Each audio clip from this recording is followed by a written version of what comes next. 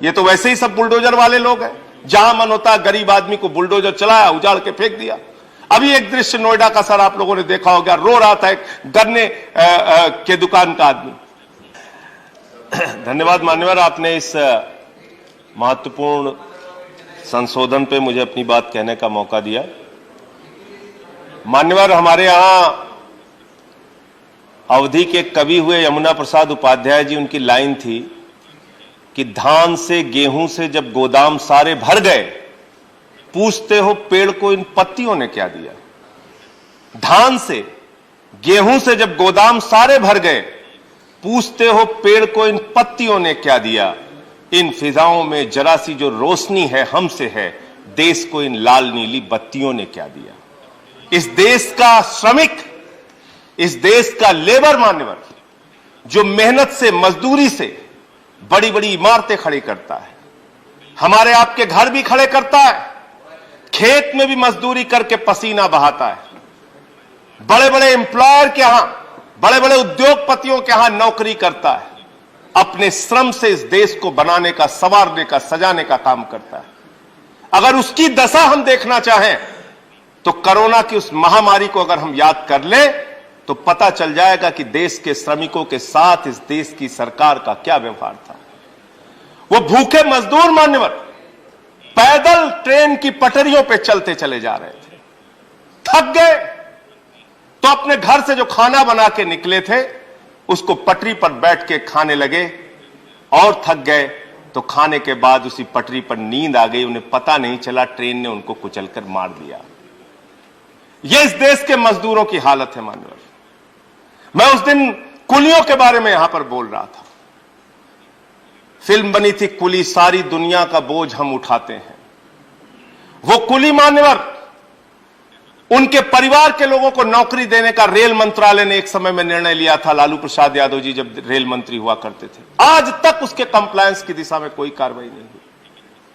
मैंने खुद मान्यवर असंगठित क्षेत्र के मजदूरों के साथ काम किया, 16 साल तक रिक्शे वालों के बीच में काम किया, ऑटो वालों के बीच में काम किया, 16 साल तक हॉकर्स के बीच में काम किया। सर, दिन भर बड़ी मेहनत से अपनी दुकान को सजाते हैं, बड़ी मेहनत से धूप में, गर्मी में, बारिश में फल बेच के, सब्जियां बेच के वो पैसे कमाते हैं। डंडे मार के पुलिस वाला उनसे उनकी कमाई में हिस्सा बांटने आ जाता है। ये देश के इस देश के मजदूरों की हालत है। और मैं तो तारीफ करूंगा स्वर्गीय अटल बिहारी वाजपेयी जी के, उन्होंने नेशनल फेरी पॉलिसी इस देश के अंदर लागू की थी 2004 में, और बाद में कांग्रेस की सरकार ने एक एक्ट लागू किया, एक एक्ट बनाया इस देश में। इस देश के असंगठित क्षेत्र में और खास तौर से पटरी गुमटी पर काम करने वाले, रेडी पटरी पे काम करने वाले करोड़ों लोगों के हक में, करोड़ों मजदूरों के हक में एक फैसला लिया, जिसमें वेंडर्स के लिए एक्ट बनाया गया मान्यवर।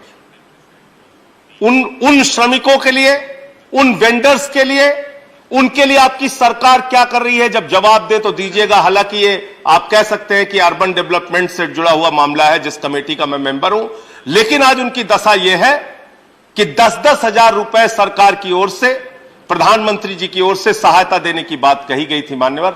वो अपना 10,000 पाने के लिए 10-10 चक्कर बैंकों के लगाते हैं। 250 का शपथ दो, 100 रुपए का शपथ दो, 500 रुपए का शपथ दो, ये फॉर्मेलिटी पूरी करो, वो फॉर्मेलिटी पूरी करो। ये आपका नजरिया है गरीब आदमी के प्रति। और ये पूरे आपके बदलाव को आप पढ़ेंगे, कानून को आप पढ़ेंगे तो सीधा सीधा एम्प्लॉयर के पक्ष में, एम्प्लॉयज के पक्ष में नहीं है, श्रमिकों के पक्ष में नहीं है, उद्योगपतियों के पक्ष में है, बड़े बड़े घरानों के पक्ष में है। ये श्रमिकों के शोषण की एक नई कहानी लिखेगा ये कानून। कंक्लूड इसलिए मैं खत्म कर रहा हूं सर। इसलिए मान्यवर, मैं आपके माध्यम से यह अनुरोध करना चाहता हूं, बहुत अच्छी और बड़ी जिम्मेदारी, और मैं आदरणीय भूपेंद्र यादव जी को एक अच्छे मंत्री के तौर पे मानता हूं, एक संवेदनशील व्यक्ति के तौर पे मानता हूं। उनके प्रति अपनी संवेदना दिखाइए, उनके हित में काम कीजिए, जिससे उनके शोषण की जो कहानी है उसको रोकी जा सके। मैं वेंडर एक्ट के बारे में बात कर रहा था सर। कहीं भी इस देश में वेंडर जोन बनाने की बात हो, टीवीसी कमेटियां गठित करने की बात हो, फुटपाथ के लोगों को अधिकार देने की बात हो, रोजगार देने की बात हो, कहीं नहीं हो रहा। जहां मन में आता है बुलडोजर चला के उखाड़ दिया। ये तो वैसे ही सब बुलडोजर वाले लोग हैं, जहां मन होता है गरीब आदमी को बुलडोजर चलाया, उजाड़ के फेंक दिया। अभी एक दृश्य नोएडा का सर आप लोगों ने देखा होगा, रो रहा था एक गन्ने के दुकान का आदमी।